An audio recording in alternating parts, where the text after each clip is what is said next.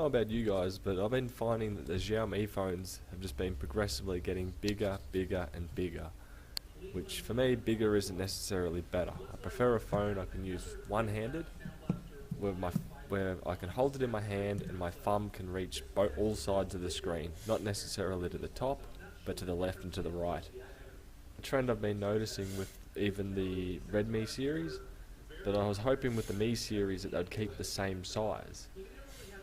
Potentially go full display like the Mi Mix, but then have regain the original size of the Mi 5 and the Mi 6, which I find those sizings to be dead perfect.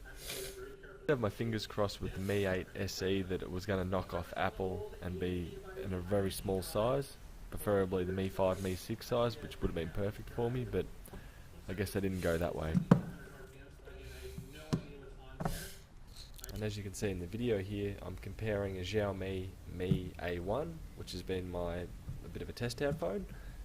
I'm comparing that to an iPhone 6 Plus, which I definitely find those models of phones too large, which I'd rather not have to use two hands to use the phone.